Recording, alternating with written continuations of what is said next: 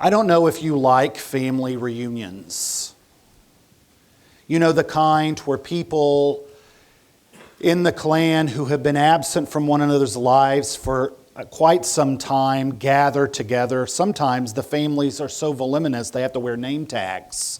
You know, your cousin twice removed sort of thing.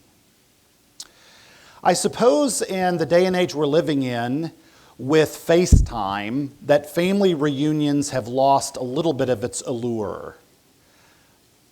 But I have to admit to you this morning, I get a big grin across my face when I watch YouTube videos of military servicemen and women being reunited with their family after a long absence.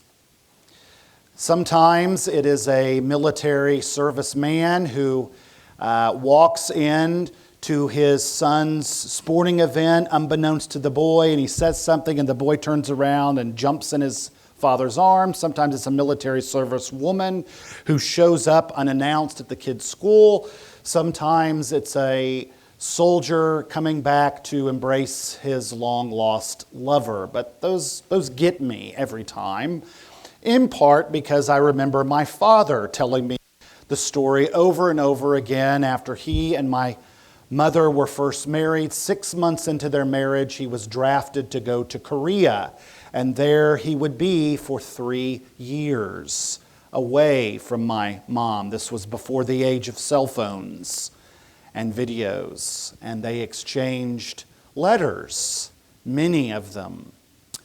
And my father would tell me, finally, when he was released from his post in Korea, serving his time, he hopped on a ship from Korea that sailed into Hawaii for a time of respite. Then from Hawaii, he took a plane to LA and then a bus from LA across America to his small town where my mother was living with her parents in this town of 300. He got off the bus at 2 a.m. in the junction 1 mile from their town, and in military uniform and a backpack, he walked 1.5 miles at 2 a.m. to this little town and opened the door, waking my mom up, and it was, of course, a warm embrace. She then woke her parents up, who then got up and made breakfast, and they talked. And they talked, and they talked about the great and the small, the good and the bad, the people, places, and things. They caught up. They did a catching up around food, and finally, after the days elapsed, then they decided, what are we going to do next? That's what we find in Exodus chapter 18. Moses has been away from Midian for a long time. And if we need the reminder, we recall that Midian is during the middle years of Moses' life, the second set of 40 years Moses spends in Midian. And there are, in this sort of obscure land on the banks of Sinai, some significant milestones that happen in Moses' life. It is in Midian that he found work and went to work for Jethro, the great shepherd baron. It is in Midian that he met and married his wife Zipporah, and they began a family together in Midian. And most significantly, it was in Midian that he met the Lord his God on the backside of a mountain in the form of a burning bush. And there, in the backwaters of Midian, God met with Moses and revealed to Moses this amazing redemptive plan of how he was going to rescue his children out of Egypt. And Moses, in fact, would be that man to lead it. So Midian has a special place in Moses' life. Now, as our storyteller has done thus far and will do many, many times, there are events in this story that curiously he omits that we probably would not omit if we wrote the story. And there are features of the story he highlights that we probably would not highlight. For example, there is no details at all whatsoever about how Moses and Zipporah, his separated wife of all this time, reunited. Only the fact that they did.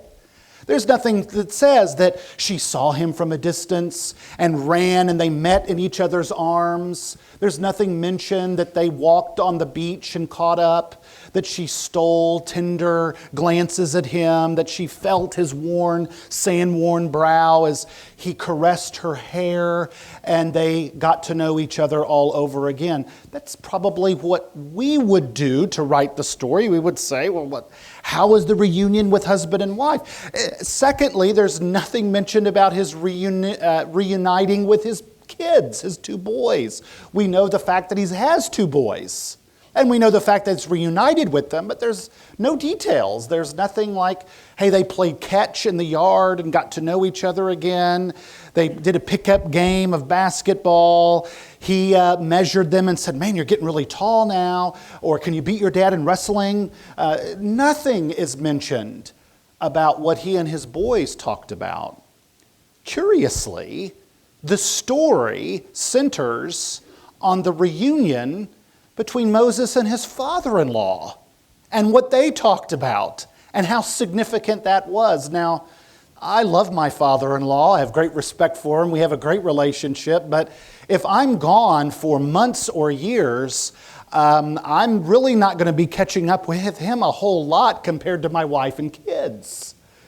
And he would say the same thing. But that really is what the story is focused on. The reunion of Moses with Jethro, his father-in-law. Now, what we know they talked about is the most significant part. And that is the theme of not only this sermon, but this section that we've spent the last few months. Really, all you need to know is verse 8. It is coupled, of course, with verse 1. And then we throw in a kid's meaning of his name, the youngest son of Moses, for good measure to tie the knot as to what the main point of this chapter is. And you might recall a few weeks ago I had us turn here when we were in the middle of the desert experience. And I said, if you commit verse 8 of chapter 18 to memory, you have the summary verse of chapters 13 through 18. And here it is. Moses tells Jethro all that the Lord had done to Pharaoh and to Egypt for Israel's sake, and all the hardship that had come on the way, and how the Lord had delivered them. That is Moses' version of catching up. He gets with Jethro. Jethro throws a big feast in his honor, and he talks to Jethro about the desert experience and the Egypt experience. And as we have been learning, that is one hardship after the next. So Moses talks about the hardships of Egypt and the hardships of the desert.